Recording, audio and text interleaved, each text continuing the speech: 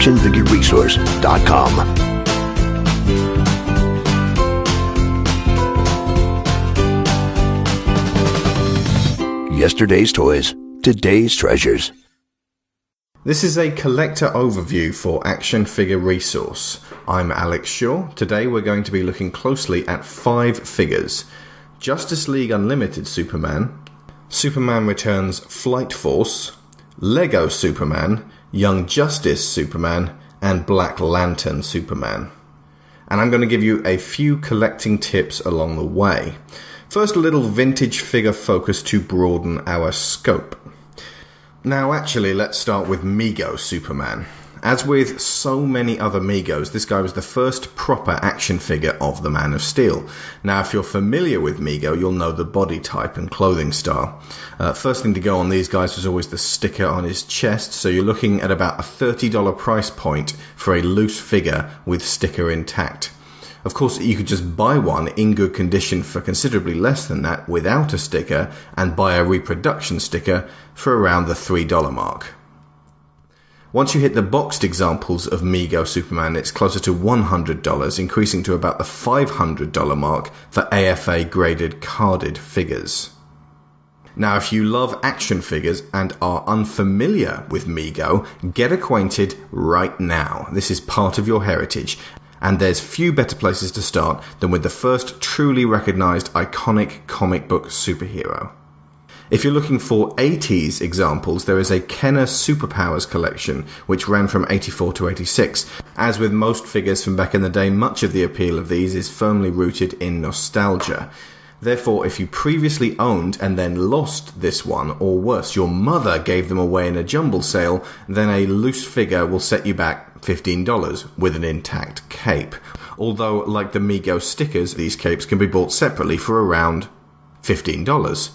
This seems an odd disparity, implying that the figure itself is worthless and the price you pay is all about the cape.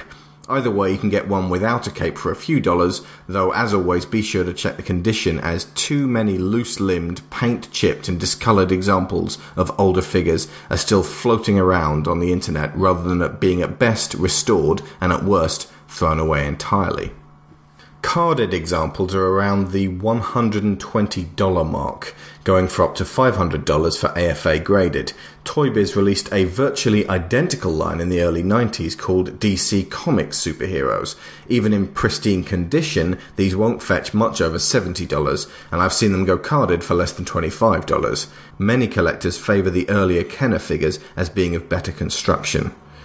Kenner regained the license in the mid-90s and produced a Man of Steel figure line to tie in with the comics, which received something of a boost around about the death of Superman, but then declined after it turned out he actually wasn't dead.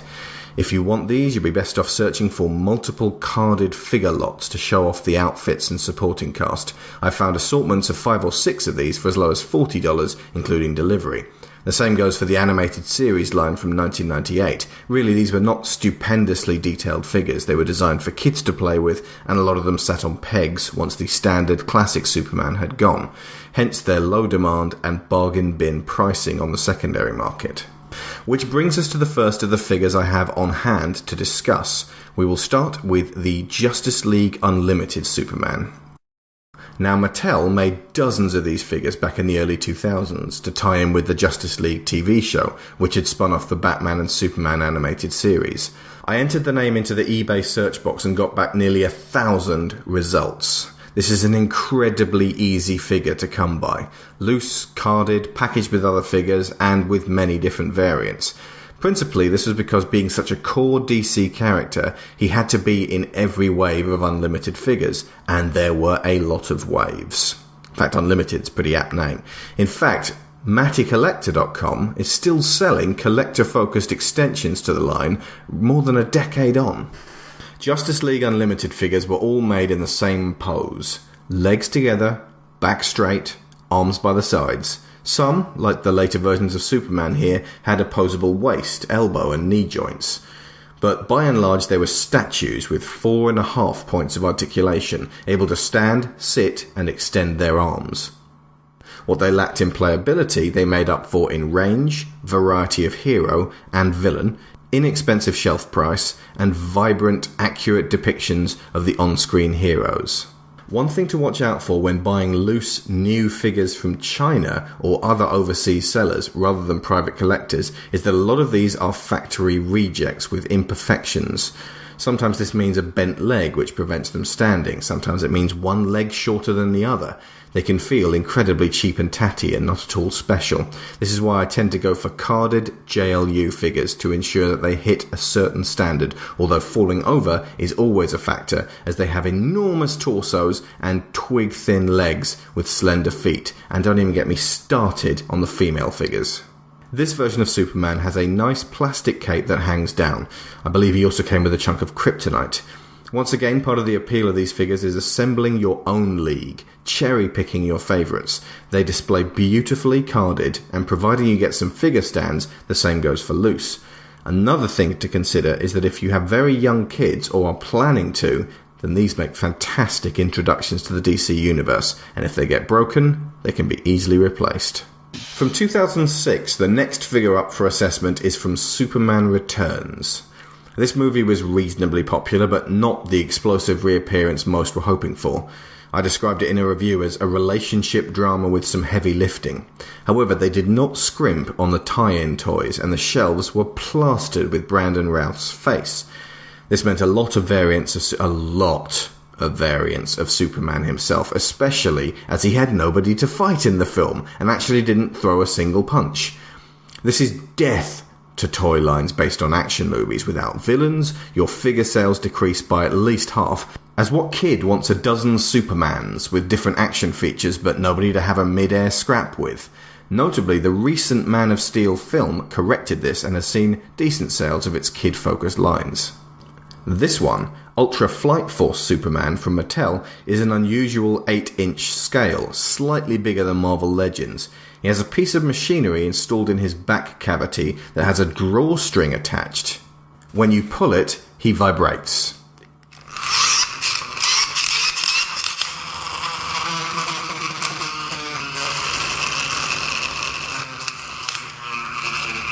I'm not sure why. Perhaps he's vibrating with inner power. It's also revving like a motorcycle.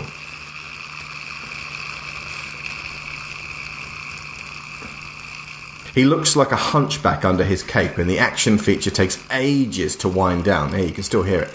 So I'm going to say this is counterproductive as an addition to an otherwise basic and chunky figure. Still going. The detailing is great, on his boots especially, and he has plenty of articulation. Unfortunately, his neck is incredibly fat and his chin is incredibly shallow, which makes it look like he's wearing a Charlie Sheen Halloween mask over a tiny head. I'm actually surprised this one even got off the line. From some angles he looks like a classic Superman, but from others it's a twisted and deformed creature with an enormous crack running down his side. He also has a massive, long, open hand that makes him look like he's slowly turning into something else. And of course, the drawstring is attached to a big triangle of burgundy plastic with the Hope symbol on it. So it looks like a bit of his costume broke off and got lodged in his side. Again, you can pick up this and many other figures for this line for mere dollars on eBay. They sold well enough to kids who are now approaching their late teens, so there is a surplus of unwanted returning Supermen out there. However, I cannot recommend Flight Force, simply because there are other versions out there that didn't have their sculpt sacrificed for an extremely limited play feature. Should we do it again?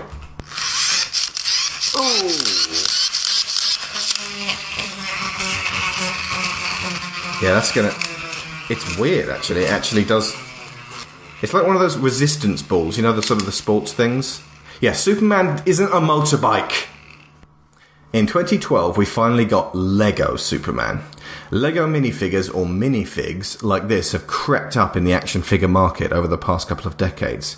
Back in the 1990s, it was knights, spacemen, pirates, and Lego City. But with Star Wars in 1999, the dam burst and a tidal wave of licenses began getting the brick treatment. Indiana Jones, Harry Potter, Pirates of the Caribbean, Batman, Spider-Man, Lord of the Rings, The Hobbit, Teenage Mutant Ninja Turtles, and The Avengers all followed, with even some rare licenses like The Last Airbender, Toy Story, and Speed Racer making their way into the Danish Titans fold. When buying Lego figures, the natural inclination is to look at price and be bewildered as to why people would pay so much for so little plastic. They don't have action features and rarely more than one accessory.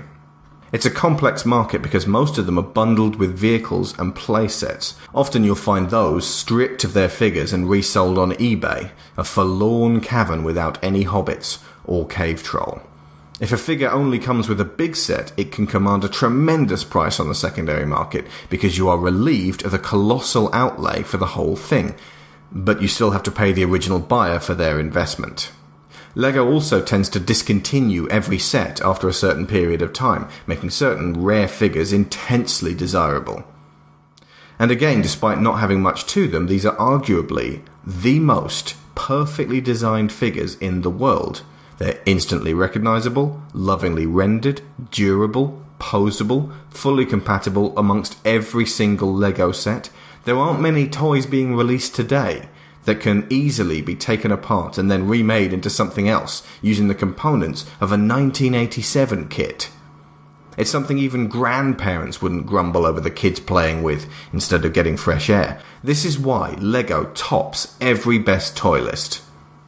Lego Superman here is exactly what you would expect. Blue arms and legs, muscular decal on his torso, rather more of a grumpy expression than normal, definitely angry at Lego Lex Luthor. One like this was sold in a set with Batman and Green Lantern for $600 recently. They were San Diego Comic-Con exclusives from 2011, but that does illustrate the kind of collector frenzy that these can instill. Lego Superman averages at about $15 each, bought separately, but there were nearly 3,000 results for Lego Superman on eBay, so it pays to shop around as there are many variations. Dealing in Lego minifigs and kits can be an expensive business, but it can also pay off if you are a shrewd buyer as well and put your purchases away for later when they've been deleted. It is also one of the only toys we can confidently claim will be here long after us. Demand will increase, so investment will pay off. In late 2010, Warner aired an animated show named Young Justice. It was a Justice League-style show incorporating the wider DC universe, but focusing on a group of younger sidekicks in their own team. This allowed Greg Weisman and Brandon Vitti the chance to tell the epic stories of the big league DC heroes from the perspective of youngsters standing in their shadows. It was excellent and ran for 2 seasons until 2013. This stands as a cautionary tale for cartoon and toy line tie-ins, because the continuation of the show was dependent not on critical acclaim or viewing figures, but on toy sales, and right now, looking at the Superman figure from this line, I can see why they may have struggled. It's not a bad figure by any stretch. It's unmistakably Superman, rendered 4 inches high, with an expressive face and detailed eyes. But it's also very similar to Mattel's Justice League Unlimited figures, less stylized, slightly more realistically proportioned, but just as sparse in terms of play value. He can move his arms at the shoulder and legs at the hip. That's it. He has the astonishing power to stand. He also has a stand. It's quite possible that kids and adults alike already had a sizable collection of Justice League Unlimited figures, and these offered little more. Mattel would have been cannibalizing their new line with the success of the old. It's also possible that the focus of the show being on Robin and Aqualad and Kid Flash and Superboy did not have the desired effect of bringing the superheroic archetypes that much closer to identification with kids, and in fact just made them think Justice League's C-Team. Not interested. The immense success of Ben 10 with its enormous assortment of crazy monsters must surely play into this as well. Kids, even little ones, have seen Superman punch a monster 100 times, but his own iconic nature plays against him in this case. There's no exact science to it though. While Ben 10 proliferates, a dozen more shows with wholly original monster and robot action like Symbionic Titan go unnoticed and cancelled, although interestingly this was purportedly due to not having a toy line to begin with. It's frankly amazing that Legend of Korra is getting by without one, after Bandai walked around about the first season of The Legend of Aang. Regarding collecting Young Justice figures, I can honestly say that the show was dynamite, and you should track it down on DVD or instant view. Once you get into it, the rare importance of characters like Artemis and Megan suddenly takes hold, and the toy line will gain significance to you. Without knowing and watching the show, this is just another DC line. It's worth noting that there is a more detailed, better sculpted, better articulated 6-inch line, complete with dioramas, which go for not much more right now, but will likely increase in value as the time from cancellation grows longer and it gains cult status. Now is the time to snap these up. And finally, we're going to look at Black Lantern Superman from DC Direct. This is where I get to talk about and praise DC's self-distributed figure lines, which have for years been mainstays of comic store shelves. Rather than sub-license all properties out to Mattel for mainstream markets, DC Direct went straight to the collector. This began in late 1998, mainly focusing on properties from their Vertigo comic series that no average child would be interested in, but that adult fans would clamour for, including Sandman, Preacher, and Transmetropolitan. This continued into a range of more comic-based renderings, capturing the Justice League time and again in the styles of many different artists. This is a fine example of a storyline the average person will not have heard of, but Green Lantern fans will be all over, centered around the dead rising and joining the Black Lantern Corps, along with many of DC's heroic pantheon, now rendered into horrifying wraith-like form. It is up to the Green and Yellow Lantern Corps to save the day. Now, I've not read it, but after researching for this figure, I now want to. The prospect of an undead Superman is positively terrifying. The figure himself is weighty and beautifully sculpted, looking to all intents and purposes like an articulated statuette rather than a children's toy. Like most DC Direct figures, he has a genuine heft to him and comes with a sturdy Black Lantern figure stand. Some of the earlier DC Direct lines came in neat card window boxes, which allowed collectors to repackage their figures and have them loose or boxed or alternating. This was a lovely touch that sadly isn't present here, as Zombie Superman has been sealed into bulletproof plastic. After 14 years and hundreds of figures released, DC Direct was rebranded DC Collectibles in 2012 and still continues to ship to specialist shops, focusing at present on the New 52 renditions of the heroes and character models from Batman's Arkham games. This happens to be one of the last figures produced under the old label, but it does its heritage proud. This specific figure can be picked up for around about $25 on eBay. Once again, like Lego, getting into collecting the DC Direct line is going to be an expensive business. But at least you have a beginning and an end to sift through for your favourites, and fans will attest that they look excellent on the shelf. Also, on inspection of the DC Collectibles New 52 line, it would appear the card window box is back, so top marks to DC all round. And that's it for Superman for today. Be sure to check out our list of top 10 Superman action figures that I compiled while making this collecting guide. We hope this guide has been of use to you and given you some ideas. Let us know what other lines, manufacturers and characters you'd like to see given the treatment on ActionFigureResource.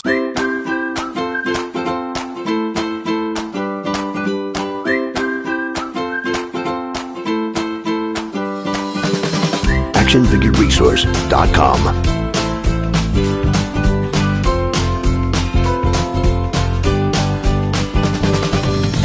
Yesterday's toys, today's treasures.